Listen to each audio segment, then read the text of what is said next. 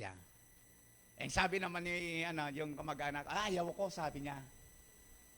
Oh, kung ayaw mo, ibigay mo sa akin sandalyas mo. Ayan, ang nangyari. Yun po yung sinasabi ko na madrama. Ibinigay po yung sandalyas, yung kinhelas po niya. No? Kinuha po ni Boaz at pinakasalan po niya si Ruth. Yun ang madrama po, kwento ng pag-ibigan po ni Ruth at ni Boaz, na kung saan ang unang naging bunga po nila ay si Obed. At si Obed naman nagkaanak, naipanganak po niya si Jesse. At si Jesse naman nagkaanak at ipanganak po niya, isa sa mga naging anak po niya ay ang isang naging dakilang hari po ng Israel. Walang iba kundi si King David. Tinawag na anak ng Judah. Amen. Purihin po ang ating Panginoon. So, sabi ko nga dito sa ating kudigo, mula noon hanggang ngayon, ang salitang pag-ibig ay hindi nawawala sa mga karanasan ng tao sapagkat nagbibigay ito ng kulay. Sabi ko, bakit po, tigil tayo dito, bakit nagbibigay ng kulay? Alam po niyo, sa totoo lang, kung pinag-uusapan po ang love, di ba ang sarap ng kwentuhan? Sa mga umpukan, nagkukwentuhan si magkumpare at mga magkukumpare, magkakaibigan, kabatahan. Kapag pinag-uusapan po ang love, kapag yan po ang pinag-uusapan, di ba kilig? Hello, nandyan pa po ba kayo? Di ba kilig kapag ang pinag-uusapan ay pag-ibig? Parang hindi yata kayo kilig.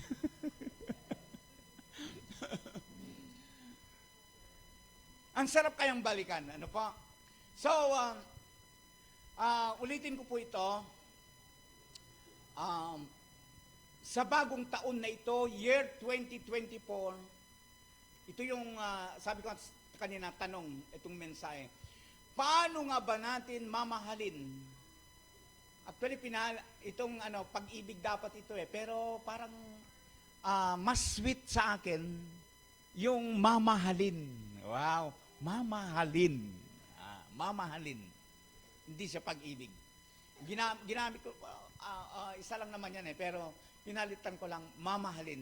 Paano nga ba natin mamahalin ang Diyos at ang ating kapwa?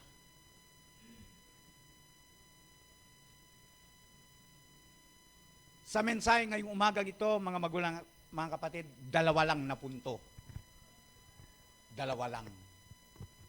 At yung unang tanong, paano ko ibigin ang Diyos? Paano nga ba natin ibigin ang Diyos? Sige nga po. Paano nga ba? Sa naisulat ko po dito, 7. Pastor, 2 nga lang yung punto ninyo, pero mayroon namang, hindi, 6 pala, 6 naman na subside, na supporting points. 2 lang. Paano ko ibigin ang Diyos? First, ito. Kilalanin ko siya ng lubusan. Apo. Apo, napakalaga po nito, kapatid. Bakit napakahalaga po na kilalanin natin siya, ang Diyos ng lubusan? Amen? Sapagkat naniniwala po ako, mga magulang ko at mga kapatid, hindi po natin maiibig ang Diyos. O paano po natin ibigin ang Diyos kung hindi natin kilala? Di ba? Hindi natin kilala ang Diyos. Paano mo ibigin ang Diyos kung hindi mo siya kilala? Ang tanong mo naman dyan, maaaring sabi, Pastor, paano namin makikilala ang Diyos? Paano ko makikilala ang Diyos, Pastor?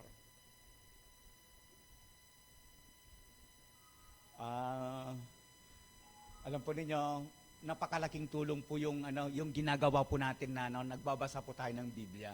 Di ba mayroon po tayong group chat, na yung group chat. Napakalaking tulong po yun. Salamat po sa mga kapatid. May mga nagme-message sa akin actually, hindi lamang isa, dalawa, tatlo, apat. May nagme-message sa akin. Salamat pastor, sabi nila. Binabasa ko po yung ipinupost po ninyo. Yung iba, binabasa rin ba? Hello? Nandyan pa po ba tayo? Actually po, ang Biblia, sabi ko nga, kasama po sa sermon po natin ito, sa kasal, kahalagaan po ng Biblia. Ang Biblia po, hindi siya Diyos. At hindi ka rin may liligtas ng Biblia. Ha? Ang Biblia, hindi siya Diyos, pero sa pamamagitan ng Biblia, makikilala mo kung sino ang Diyos. So, kung hindi mo binabasa ang banal na kasulatan, ang Biblia, paano mo makikilala? Oh, may nagkwento sa iyo. Hanggang doon lang. Pero sabi ko, hindi sapat yun, kapatid. Sa totoo lang. Hindi sapat na nakikinig lamang po tayo ng mensahe every Sunday o nakikinig po tayo ng sa TV, etc. O mayroong nag-share sa atin. Doon na kailangan din yun. Pero hindi sapat na makilala po natin ang ating Panginoon sa pamamagitan lamang yon. Magiging sapat ito kung mismo ang salita ng Panginoon, binabasa natin talaga ito. Kinakailangan yung mga binabanggit na nila, pinapatunayan natin ito, tinitignan natin, totoo nga ba talaga ang sinishare ni Pastor? Binabasa natin. So, in order na para makilala natin ang Diyos ng lubusan, read the Bible. Amen. Read the Bible. Basahin po natin. Ang Bible, hindi siya Diyos, pero sa pamamagitan ng Biblia, makikilala natin kung sino ang Diyos. Hindi kanya maililigtas, pero sa pamamagitan ng Biblia, malalaman mo kung paano ka maligtas.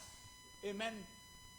Speaking of maligtas, alam na po natin ito, na mayroong paghuhukom sa darating na panahon. Hahatulan ng ating Panginoon Diyos ang lahat ng mga taong hindi po nanalig at sumampalataya sa Kanya.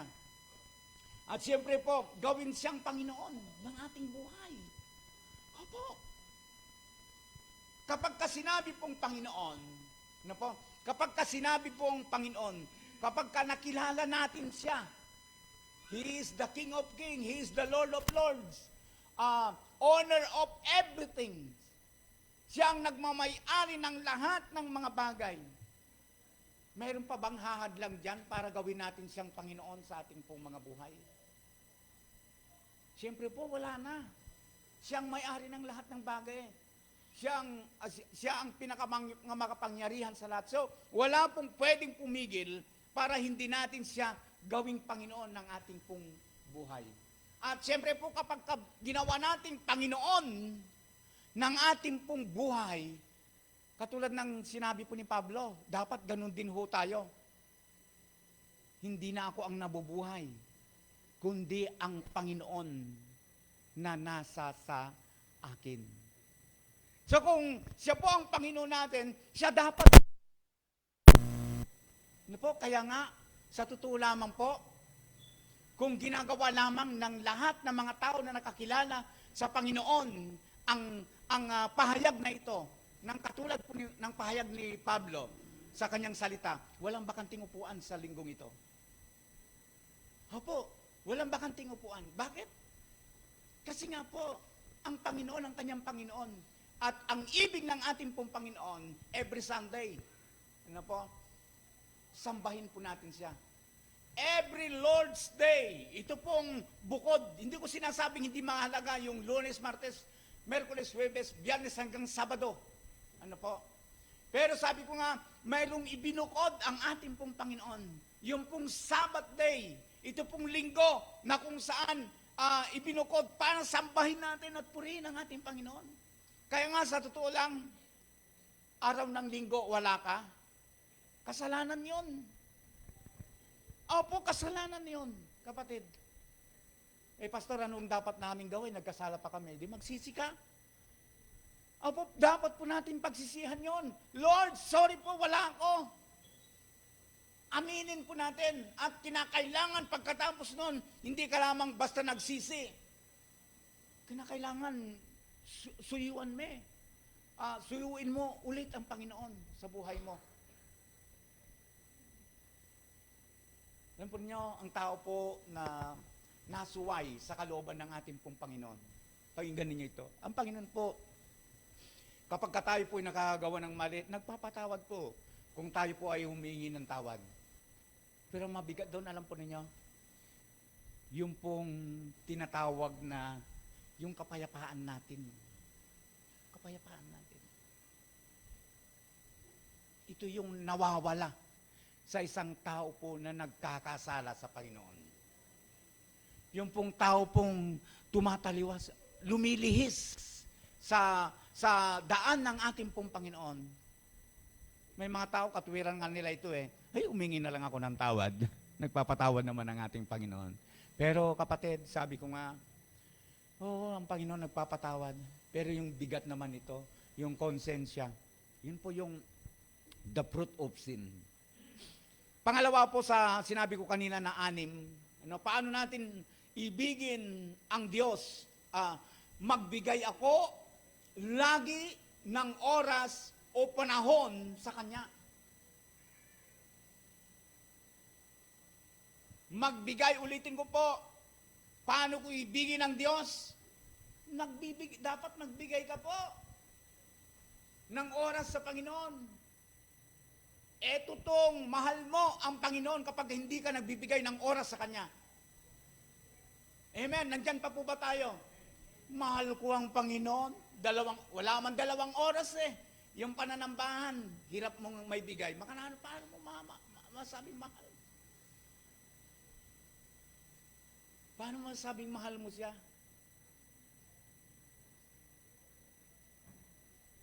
Ang panahon mo, nasa iba.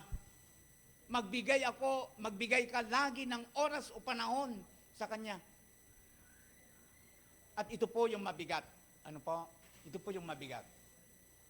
Sometimes, ewan ko nga ba, sa inyo po, nagbibigay po ako, nagpo-post po ako. Sa mga youth, hindi pa ako ganong nag-i-encourage na magbasa ngayon sa group natin. Youth, bakit kaya? Tahimik si pastor sa mga youth. Bakit kaya? Kasi po yung aklat ng Acts nabasa na po ng youth yan, yung aklat ng Acts. Pero pagkabasa po hindi kasi sa pagbabasa kasi ng Bible, mas nauna po yung youth nabasa na po yung aklat ng Acts. So papunta ngayon sa Roma. Malapit na po. And alam po ninyo, bigyan ko kayo ng tip. Yung binabasa natin ngayon, papasok po tayo sa napaka-exciting chapters. Magaganda po na mga talata ng Biblia na kung saan yung buong papasok yung mga punto na parang kinakausap mo yung mga personal involved na kung saan, wag na kayong pumunta, wag ninyong gagawin yan, wag na kayong pupunta, wag na kayong sumama. Nagbigay na ako sa inyo ng tip. Read yung pinupost natin, mga kapatid. Napakalaga po. So, magbigay ako ng oras na unang panahon sa Kanya. Sa pamamagitan ng, alam po nyo, sabi ko nga kanina, sa pamamagitan lamang ng Biblia talaga, binibigay po yung konkreto para makilala natin ang ating pong Panginoon. So, ito po, idinidin ko. Basahin po natin ang salita ng Diyos. Read the Bible, kapatid. Sa akin ngayon, sa totoo lang, ayoko naman magbayabang sa inyo. Pero mas matindi yung challenge namin sa AG, Assemblies of God. Alam po ninyo kung ano yung challenge namin? 4 chapters. Binabasa po namin everyday.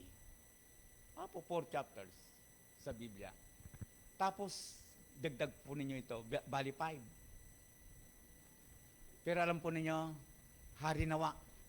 Sana po wag magsilbi o maging kaisipan po natin na ang gawain na ito ay maging pabigat sa atin. Kundi sana po maging inspirasyon sa atin na kung paano itutulak tayo doon sa kaisipan na, kasi kailangan kong basahin ito kasi gusto kong makilala ang aking Panginoon. Gusto bang makilala ang iyong Panginoon? Gusto ba natin makilala ang ating Panginoon? Bukod sa binabanggit ni Pastor, read the Bible. Kulang po yung binabanggit ko po. Ang iksi ng oras po. Ang iksi. Ano po? Ikatlo, maging interesado ako. Paano ko makikilala ang Panginoon? Maging interesado ako sa mga bagay na interesado siya. Ano-anong mga bagay na ito? Saan ba interesado ang ating pong Panginoon? Interesado ba siya sa atin? Opo, of course. Yes, kapatid. Yan spiritual. Interesado po ng ating pong Panginoon sa mga spiritual na bagay. So, dadalo ako palagi sa mga pagtitipon. Maging interesado ako sa mga bagay na interesado siya. Spiritual na bagay ako ngapin. Ano-ano itong mga spiritual na bagay na ito? Magbanggit po ako. Dadalo ako palagi sa mga pagtitipon. Katulad nito, Sunday. Sana po, kung dumadating po yung Sunday, nag-iisip na tayo kagad. Ano kayang isusuot ko sa linggo? Ano kayang isusuot ko? At kung pwede po, kung kaya natin, mas plansahin natin ng mas una na. Mas maaga yung ating susuotin. Excited po tayo. Dapat maging excited po tayo. Hindi yung iniisip po natin, ay, linggo na naman. Para bagang yung linggo, naging pabigat sa iyo, kapatid. Kapag kayong linggo sa iyo, naging parang pabigat sa iyo, tapos nananalain kang pagpalain ka, huwag na. Huwag ka nang umasa. Opo. Pabigat na sa iyo yung linggo. Pabigat na sa iyo na i-meet mo ang King of Kings, ang Panginoong. Huwag na.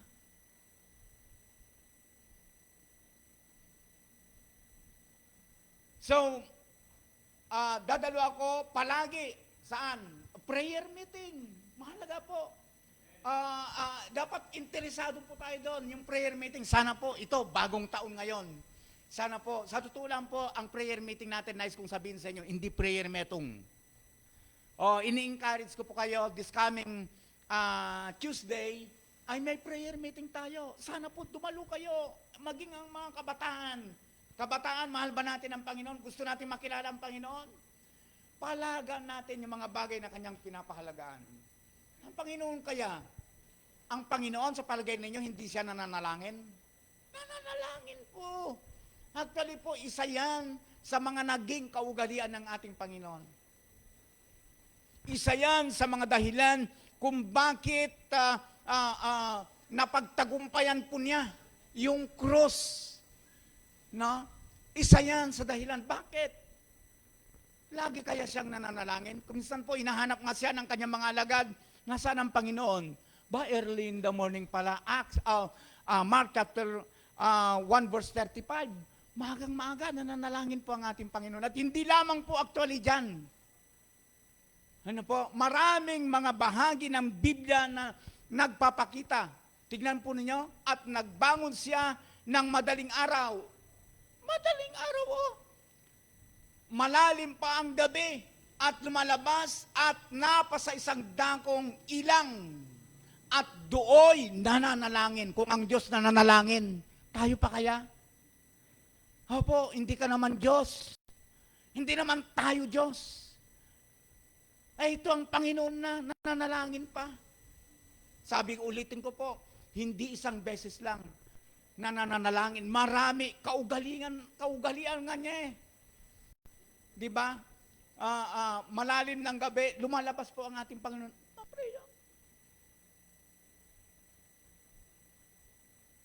Prayer is the backbone ng isang Kristiyano. Gusto mong parating malakas. Ito yung lakas po. Kapag nasira po itong likod po natin na ito, wala na. Mahina ka na, hindi ka na makatayo. Di ba? Kapag kang isang Kristiyano, pinutol ang pananalangin, wala na. po. Nadalo ka man, marahil nandito ka ngayon, ano na lang yan, pakitang tao na lang, kapatid. Kaya, ito, nice kong sabihin at ididiin, don't forget to pray. And maganda, nananalangin naman ako sa bahay, Pastor. Wala nang higit pa doon sa yung corporate prayer. Mahalaga yon, hindi ko sinasabing Pero kung malakas ka, masaya ka, sa pananalangin mo nag-iisa, ibahagi mo naman. Gusto ka namin makasama sa gawain po ng pananalangin. Exciting kaya. Sometimes po mayroon pang nagpapamerienda kaya exciting nakikilala mo pang Panginoon. Fellowship.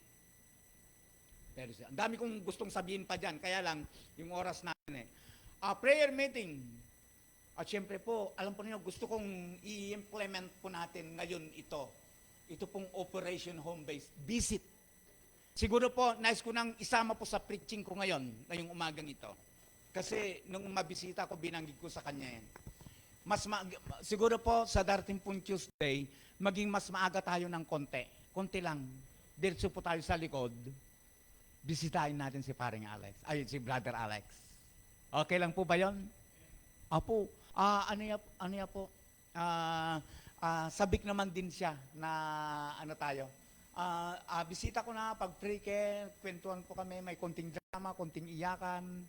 Kasi po, sa kanyang buhay, naranasan po niya how God napakabuti sa kanya. Kung paano naging mabuti sa kanya ang Panginoon. Sabi nga, hindi ko naiyang banggitin dito, mga palika, mataki ka ng ganon, magka-problema. Wala ka na. Malagyan ka pa ng tubo. Wala ka na. Kaya nga sabi ko, imposible na ako. Biglang-bigla na lang, tumawag yung kanyang anak si Michelle. Pastor, itatang ko okay na. Na-shock po ako. May sabi ka po sa cellphone. Bisitahin natin sa Tuesday. Amen po? Okay lang po? Bisitahin natin. Okay. So, maging interesado ako sa mga bagay na interesado siya. Katulad po ng Don't Watch. Ano po? Gusto kong i-announce din po sa atin ito. Ang programa po, isinama ko sa sa kodigo ko, yung Don't Watch. Kasi po, ang bagong programa ngayon ng PMF ay yung pong puntong hindi na po sa songko gagawin ng Don't Watch. Every churches. Ano po? So one morning, Saturday, pagpauna ko na po, dito gaganapin po yung Don't Watch. Sana po, yung mga musician natin, maging preparado rin kayo. Nakikiusap na rin po ako si Brother Jonathan, kung okay sa Saturday morning naman po yon. La-live po natin, pupunta sila dito. And then, paano po yan? Siyempre, dadalo din ng mga membro ko. Sabi ko, hindi, kahit nasa labas lang sila, labas na kami. Sabi nila, okay lang, basta nandun tayo. Sabi po nila. And ang isa po magkwento lang ako, magbibigay ng 1.5 yon na pambili ng kape, ng kunting pandesal, o kung gusto daw natin dagdagan din naman, dagdagan, ganoon. Diba? Baka gusto natin magpalitson, etc. Okay, nakakain na mga pastor. So, ganun po ang gagawin. Lilibot yan every Saturday. So, asahan na po natin.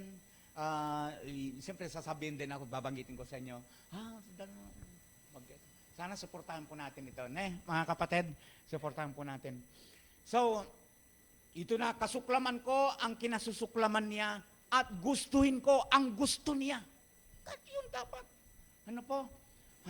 Hindi na ako gagawa ng mga bagay na hindi kalugod-lugod sa kanya. Di ba? Hindi na ako gagawa ng mga bagay na hindi kalugod-lugod sa kanya.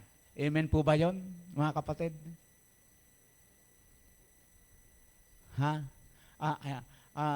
Yung mga bagay na, alam po niyo sa Biblia, alam na po ninyo ito. Ang daming pinagbawal actually.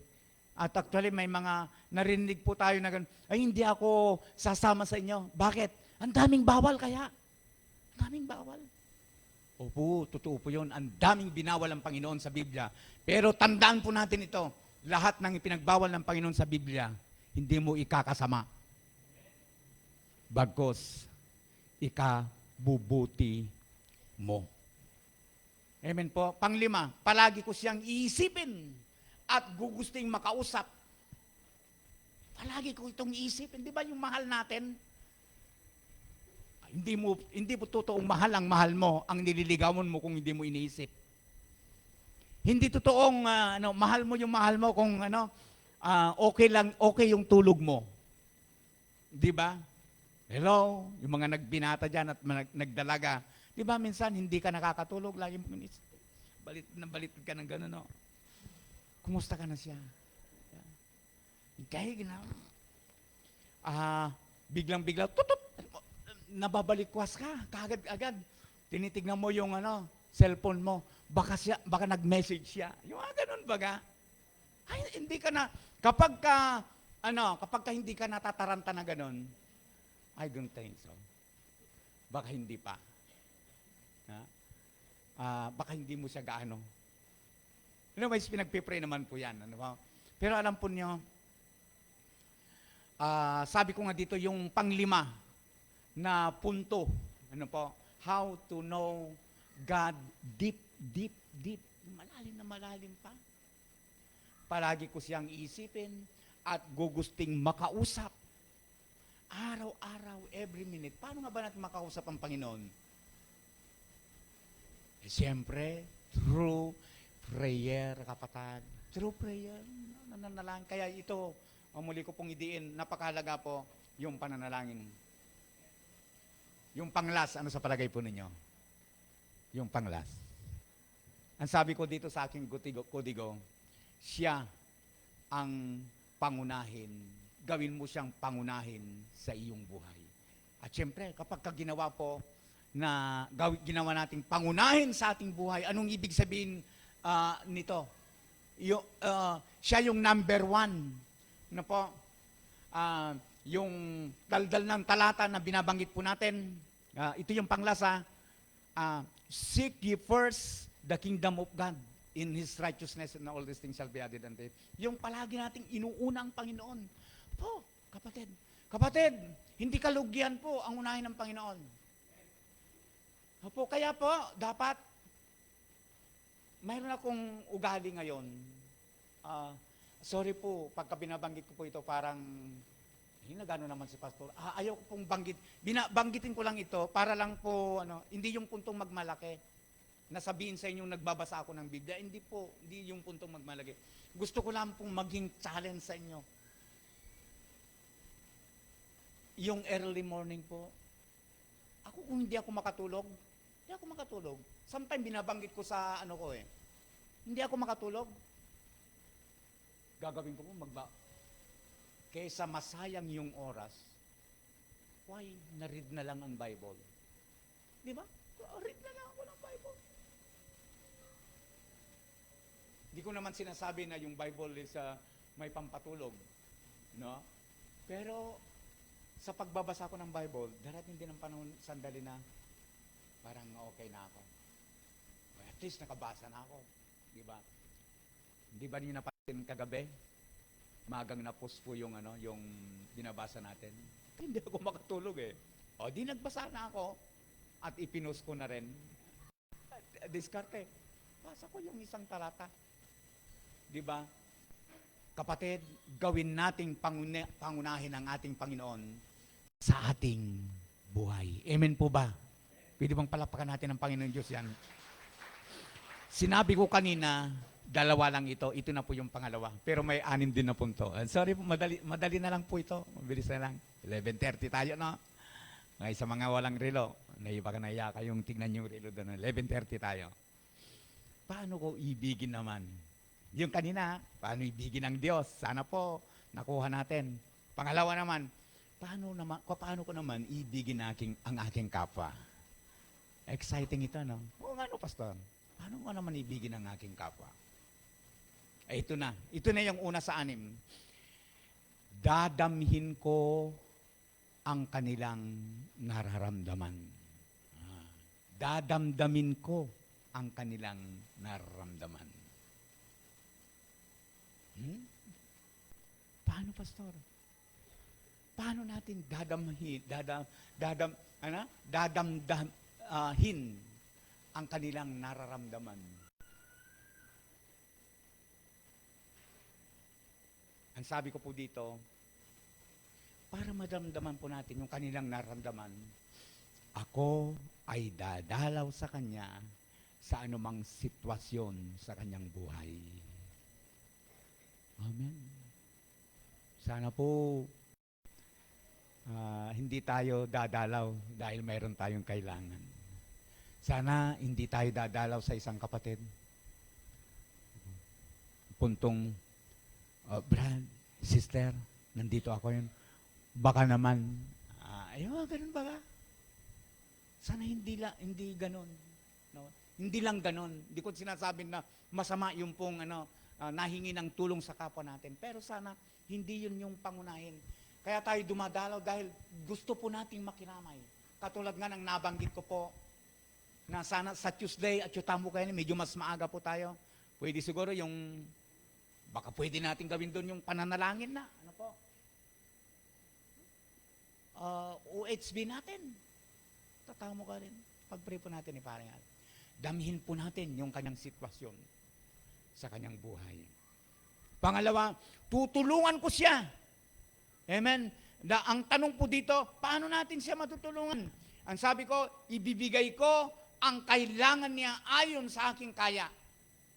Maganda po ito. Binanggit ko po yung salita na ayon sa aking kaya. Kasi alam po niyo, may mga pangangatwiran po ng ilan, hey, kung mayroon lang ako, kung ganito lang ang buhay ko, alam po niyo kung bakit ganun yung pananalita po ng ilan. Kasi nakatingin. Tinitignan niya yung mas mataas. Kaya hindi siya nagbubunot. Ay, kung kagaya ko lang ganun ang gagawin ko. Kapatid, sa akin, dinidiscourage ko po kayo doon sa pangangatwiran ganoon. Ano po yung tamang katwiran? Ang sabi ko nga dito ay ibibigay ko ang kailangan niya ayon sa aking kaya. Maliwanag po, ayon sa iyong kaya. Amen.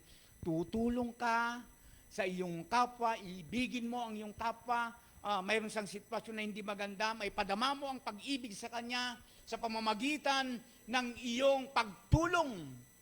Hindi doon sa puntong nabibigatan ka, bigat na bigat ka. Hindi po.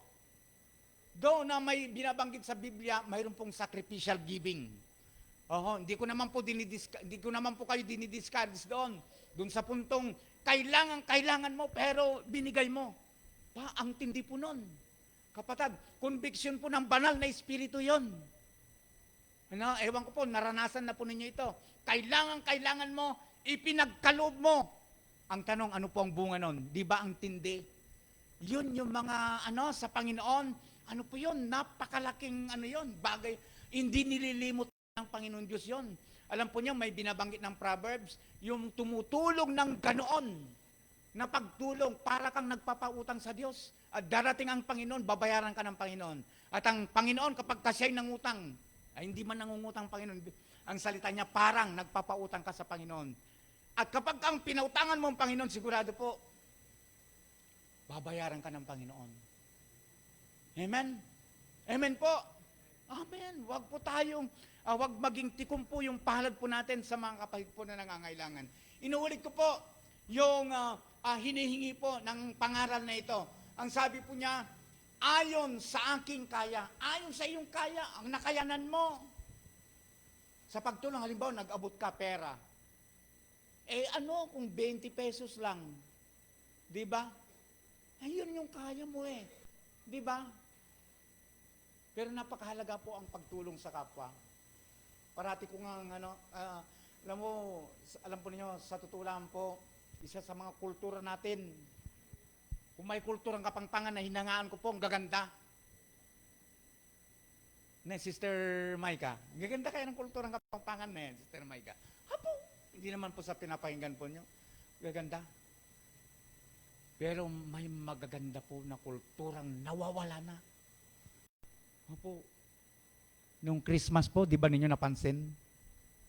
Tanghali na po.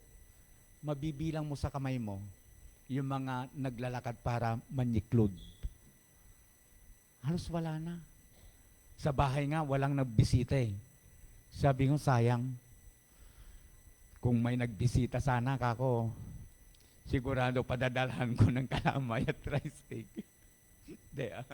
Hindi, tumatawa po ako pero kung may nagbisita, mayroon din naman. Ano po?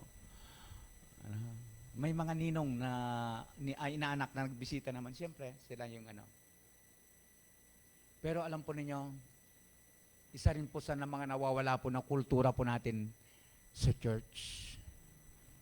Yung spiritual handshake. Apo, hindi ko binabanggit ito na si pastor, gusto niya yata yun, yung i-handshake siya at kamayan siya tapos mayroong pasipit. Ali po, i-discourage ko po kayo doon. Ano po? Pero kung gagawin niyo, wala naman pong problema. Okay lang naman po yun. Pero kapatid, sana po sa pananambahan natin bilang mga magkapatid, sabi ko nga, paano natin ibigin ang ating kapwa gaya ng ating sarili? Kapag kamay na, magkaroon po tayo ng tinatawag na spiritual discern, nadidiscern po natin, yung kapatid po natin na nangangailangan. At mayroon ka naman, at sobra-sobra pa nga, ninanong po itang pakababa-baba ko na. Huwag naman pong 20, masyado na pong mababa po yun. Ating kang 50 pesos. Ano po nyo? Sa totoo lang, sa sadyang nangangailangan, napakalaking bagay na yon. May iraraos niya itang metong oras. Anyways, tinanong ko yan. Sa pagtitipon po namin, tinanong ko, nalang po rin sabihin itang metong oras. Yeah? May mga panalitang kapangpangan ko minsan, hirap kong maunawaan eh. Nanong po rin sabihin itang eko papasalamat. Di ba? Anong mas maganda itang eko papasalamat kaysa kitang magpasalamat na ka? Di ba? Ba't di ba tayo magpasalamat na? Gusto mo pa kasi makaisa eh, kaya ka hindi pa nagpapasalamat, gusto mo pang humingi. Ay, wala makaulit ka no. Yun pala ang ibig sabihin nun. Okay, sa totoo lang, eko po balo. Pero yun nga, itang may labasing metong oras kapatad. Sometimes po, itang kapatad natin, itang 50, napakalaking bagay sa kanya yon. Makasali ng metong abiyos. Isang kilong bigas. Meron pa bang 50 pesos na isang kilong bigas ngayon? Wala na yata, no? Pero at least man lang, sabihin natin kalahating kilos. Kapatad, ito, challenge ko ngayon ito. Bagong taon, kapatid, pagbigyan po ninyo ako. 11:35, pagbigyan po ninyo ako. Magkaroon tayo ng espiritu ng yung mapagbigay sa ating kapwa, sa mga kapig po natin nangangailangan. Magbigay tayo. Bigyan natin sila. Sabi nga, paano ko ibigin ang aking kapwa? Just like that, kapatid.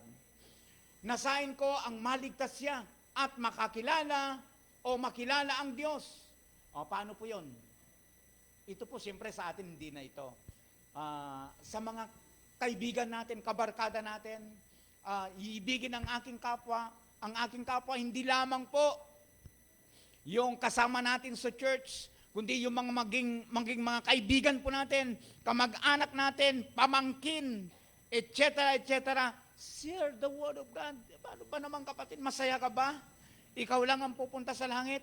Masaya ka ba? Ikaw lang pupunta sa langit at yung pamangkin mo, yung kaibigan mo, yung lagi mong kasama sa trabaho, hanggang doon na lang siya. Sana, ngayong taon na ito, magkaroon ka ng lakas ng loob. Yayain siya sa gawain ng Panginoon. Share the word of God. Diba? Ang problema kasi ganito. Sometimes po, ayaw ko naman po na, ayaw kong saktan o salingin yung damdamin. Kung minsan, speaking of share the word of God, ay kay pastor lang yan. Sa mga leader lang yan. Kung wala si pastor, hindi na ibabahagi ang salita ng Panginoon. Kung wala si pastor, hindi gagana ang gawain. Alam po ninyo mga kapatid, nais ko pong i-discourage kayo sa puntong ganoon. Kung minsan po, ang napakadaling hanapin po yung pong mga bagay na negatibo.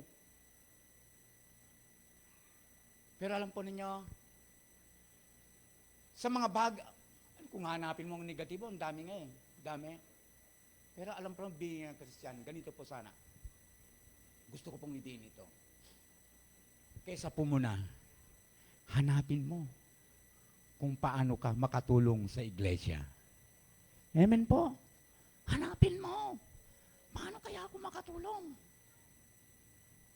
In a way, medyo lumihis. Sabi ko, nasain ko na maligtas siya at makilala ang Diyos. Sabihin ko sa Kanya kung paano ko tinanggap ang buhay na walang hanggan ito. Share the word of God. Wala si pastor, ako na lang bahala. Hindi ako marunong mag-share. Hindi ako marunong mag-share. Ay, invite na ka. Ganon. Huwag laging nakatuon kay leader, kay pastor. Hey, kailangan magbisita. Nandun dapat si pastor. No? Nandun lagi dapat. Sabi ko nga, hindi ka marunong mag-share, invite. Diba? Invite mo. Pagdating dito sa church, bahala na yung pastor. Amen po. Amen. Palapakan nga po natin dyan ng Panginoon. Number 4, second to the last. Tulungan ko siyang maging maayos o mabuo muli ang kanyang pamilya. Ito yung kodigo ko. Ano? Sabi ko, basahin ko na. Tutulungan ko siyang maging maayos o mabuo muli ang kanyang pamilya. Kung sakali po ay wasak ang pamilya. Alam po ninyo, sabi ko nga sa sermon kung minsan, napakapalad natin ng mga Pilipino. Speaking of marriage. Sa buong Asia po, ang ating pong bansa ang kaisa-isa na lamang na bansa na wala pong ano po? Divorce. Ibig sabihin po, ang ating pong mga kapwa Pilipino, ang Pilipino po, mayroon pa ring pagpapahalaga sa marriage. Opo, mayroon pong pagpapahalaga sa marriage. Nalam po ninyo, kung mayroon pong higit na nagpahalaga sa marriage, binabanggit po ng salita ng Panginoon, ang ating Diyos. Ang ating Diyos. He hate separate. Ayaw niya, galit siya sa paghihiwalay. Ang tao po, masya sila bubuntok. Gumawa si Moses ng kasulatan para sa paghiwalay, kung maghiwalay sila.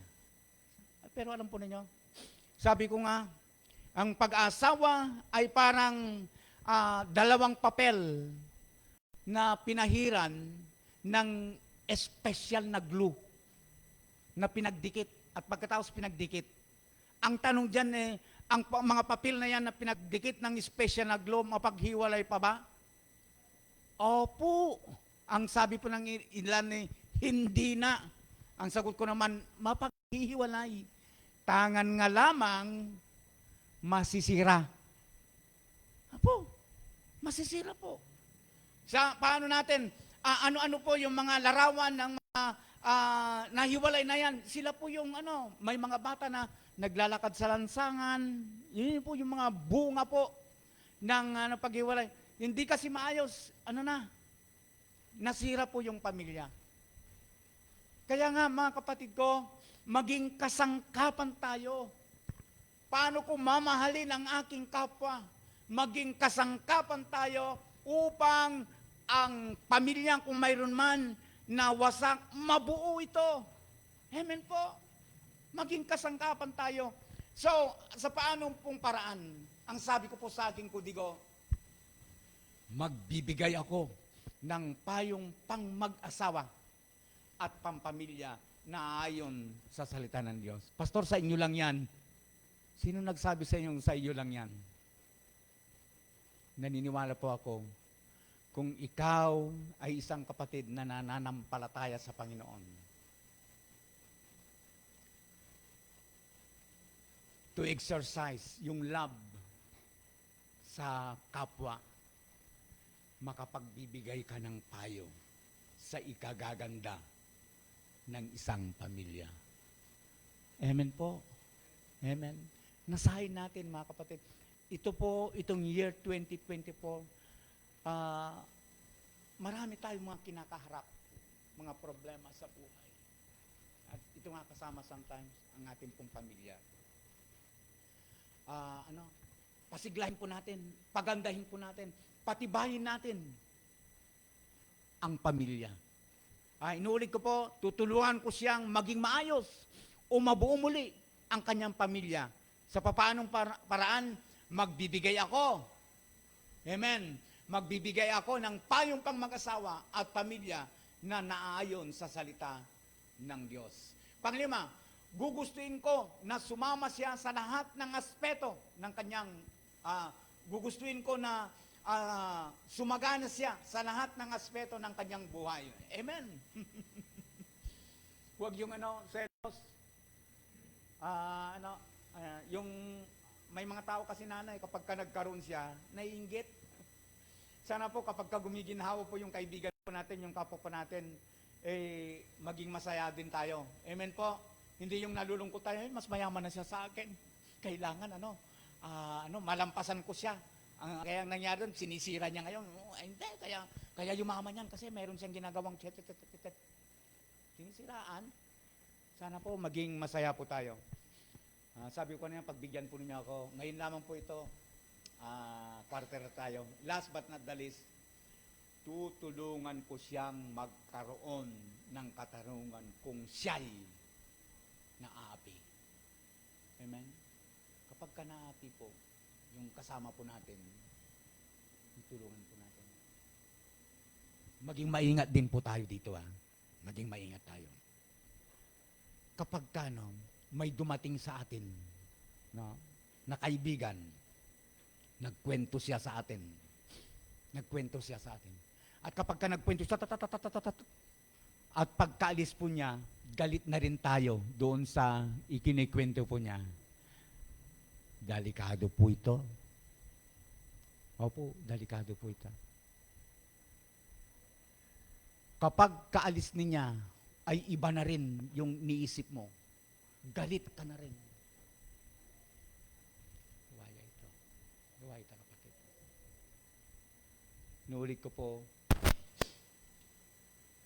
ibigin po natin ang ating kapwa, gaya ng ating sarili. Kung ayaw natin na nasasaktan, ayaw din natin na nasasaktan ang ating kapatid. Sa akin pong pagtatapos, hindi po, ito, matindi ito, masakit po ito. Hindi totoo na iniibig mo ang Diyos at ang iyong kapwa kapag hindi mo ginagawa ang lahat ng mga ito. Amen? Na may kaugnayan sa pag-ibig sa Diyos at sa kapwa. Ito to. Eta mo gagawin ni? Ito to.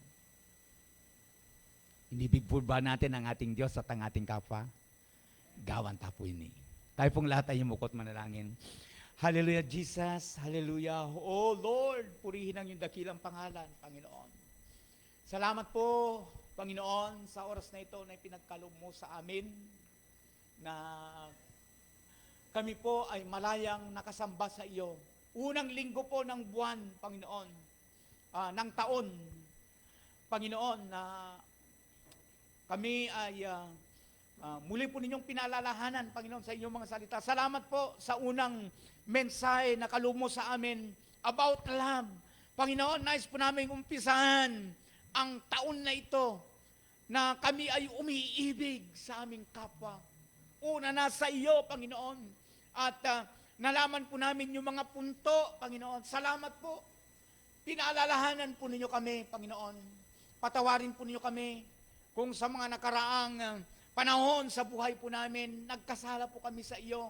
Hindi po namin nasunod kung ano yung ibig mo. Patawarin po ninyo kami. Panginoon, hayaan po ninyo na ngayong taon na ito kami ay makabawi. kami ay makapaglingkod sa iyo ng may kahusayan. May bigay po namin sa iyo ang aming pong mga buhay. Maglingkod kami sa iyo.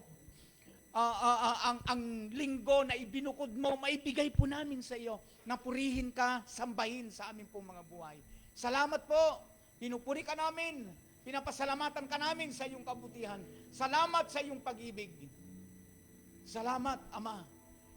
Sa iyo, Panginoon. Salamat sa aking kapatid. Sa aming mga kapatid na binigay mo sa amin.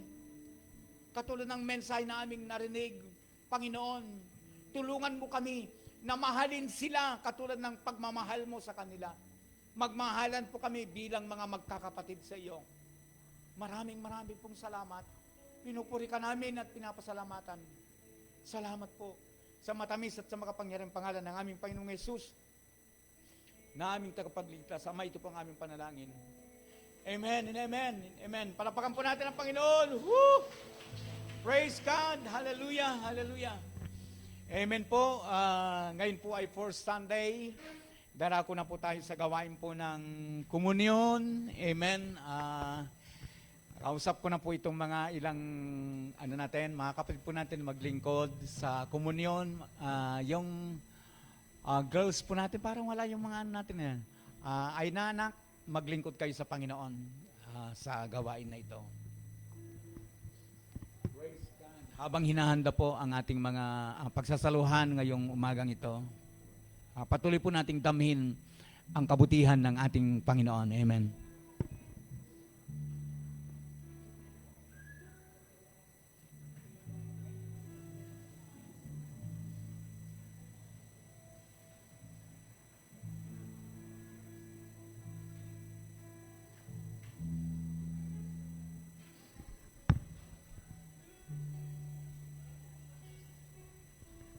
Siguro parang naninibago kayo ngayon, pero gusto kong i-practice ngayon ito, kahit sa Holy Communion lamang po natin. Pero alam po ninyo, ang gawain kasi ng komunyon ay, hindi ko sinasabi na hindi po banal. Yung second Sunday, third and fourth, sometimes fifth. Pero alam po ninyo, nais ko pong bigyan po ng higit na pagpapahalaga itong pagkakataong ito na kung saan po ay nagsasalo-salo tayo sa pagkain ito. Alam po ninyo, binabanggit po ng salita ng Panginoon na ang gawaing katulad nito, yung pong ating pong pagsasalo-salo ng komunyon, ito po ay napakabanal. Ano po? Kaya dapat po nating igalang, respetuhin ito. Why? Sapagkat ang Panginoon po ang nagpauna po nito. Inuutos po ng ating pong Panginoon. At alam po niyo, hanggang sa muling pagbabalik po ng ating pong Panginoon, sa kauliulian, makakasama po natin yan, ang Panginoon. Kasama po natin ng kakain at iinom po ng saro na yan. Kaya mga kapatid, tignan po natin ang gawain ito na napakabanal. Hallelujah! Mga kapatid, sinasabi po ng salita ng ating Panginoon, ito ang aral na tinanggap ko sa Panginoon at ibinibigay ko naman sa inyo. Ang Panginoong Hesus, noong gabing siya'y pagkanulo ay dumampot ng tinapay. Nagpasalamat, pinagpira-piraso ito at sinabi, ito ang aking katawan na inaandog para sa inyo. Gawin niyo ito bilang pag-alaala sa akin. Gayun din naman, matapos maghapunan ay hinawakan niya ang saro at sinabi, ang sarong ito, ang bagong tipan na pinagtitibay ng aking dugo. Tuwing iinumin ninyo ito, gawin ninyo bilang pag-alaala sa akin. Sapagkat tuwing kakain kayo ng tinapay na ito at iinom sa saro, o sarong ito, ito ay ipinapahayag ninyo ang kamatayan ng Panginoon hanggang sa muling pagparito niya. Mga kapatid, tayo po'y yung bukot manalangin. Amang banal, Diyos na makapangyarihan sa lahat. Sa oras na ito, kinikilala po namin ang kabanalan at kasagraduhan, Panginoon, ng gawain ito ng banal na komunyon. Salamat po sa kalayaan, Panginoon, na alalahanin po namin, Panginoong Hesus, yung ginawa po ninyo doon sa krus. Salamat sa pagbuhos ng iyong dugo na sinasabi ng iyong salita, Sa pamamagitan, Ama, dahil sa pagbuhos ng dugo ng aming Panginoong Hesus, ang aming mga kasalanan ay nahugasan. At dahil din po sa iyong sugat, kami, Panginoon, ay nagsigaling. Panginoong Hesus, pinupuri ka namin at pinapasalamatan. Salamat, Panginoon, sa iyong kabutihan. Salamat sa iyong sakripisyo. At pag-alaala po namin, Panginoong Hesus, sa iyong ginawa doon sa krus, patuloy mo pong pagpalain ng bawat kapatid na tatanggap nito. Sila inyong pagpapalain. Patuloy na nilang madama ang iyong kabutihan. Salamat po sa matamis at sa makapangyarihang pangalan ng aming Panginoong Hesus, namin tagapagligtas. Ito po ang aming panalangin. Amen and amen. Paglilingkuran po tayo ng ating po mga kapatid.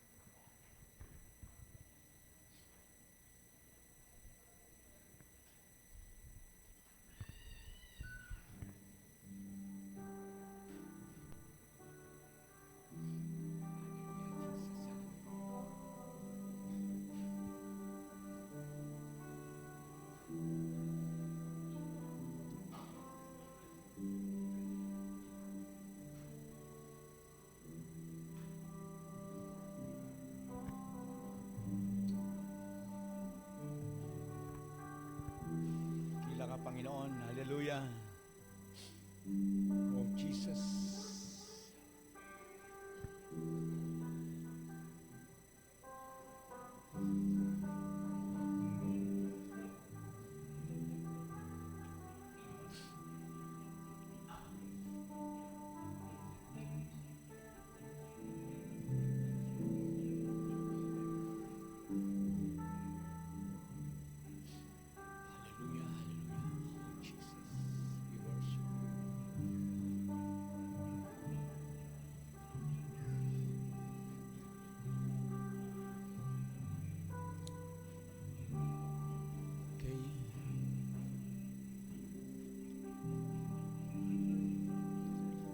Amen. Dakila po ang ating pong Panginoon.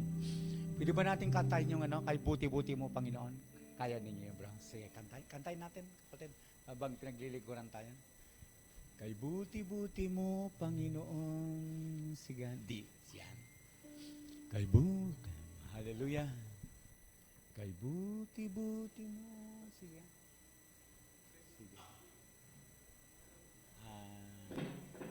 Medyo nire-research ng konti. Okay, sige.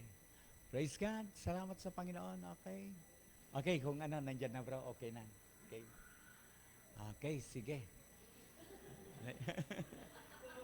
Naunaan na tayo, no?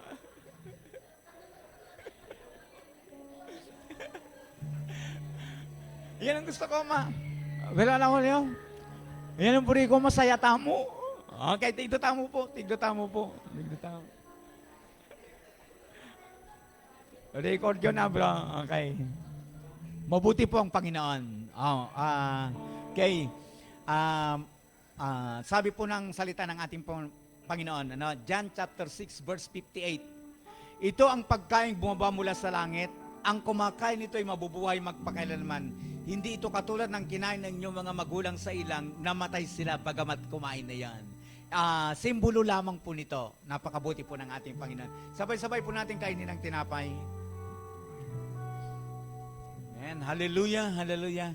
Mga kapatid, sunod na po natin ang saro.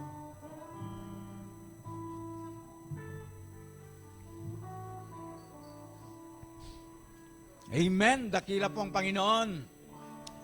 Praise God. Tapos na po ang komunyon po natin.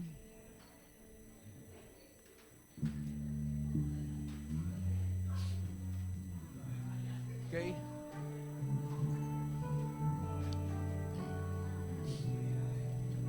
Tinatawagan ko na po ang MC po natin para okay.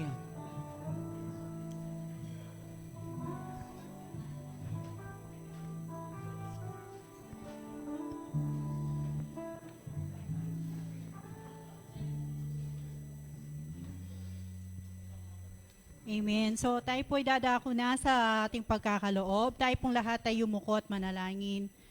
Muli, Panginoon, lumalapit po kami sa inyong harapan. Maraming salamat, Panginoon, sa mensahe po na binigay niyo po sa amin sa umagang ito.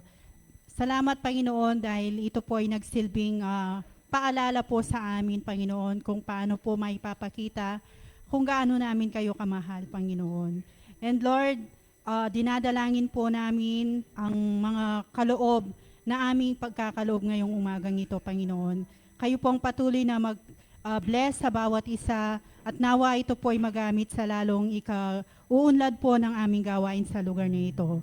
Pagpalain niyo po ang bawat isa at ingatan, Panginoon. And Lord, nagpapasalamat din po kami sa nakaraang taon na kami po ay hindi ninyo pinabayaan, Panginoon. And Lord, sa taong ito, inihahabilin po namin ang lahat po ng aming gagawin, lahat po ng aming mga plano para sa taong ito, Panginoon. Kayo po ang siyang magkaloob sa bawat isa. Ingatan niyo po kami at pagpalain, Panginoon. And Lord, salamat din po sa katagumpayan po ng aming gawain sa umagang ito. Alam po namin, Panginoon, na paglabas po namin sa church na ito ay bitbit po namin ang pagpapalang nagbubuhat sa inyo, Panginoon. Kaya, Panginoon, sa iyo po lahat ang kapurihan, kapasalamatan sa pangalan ni Jesus. Amen.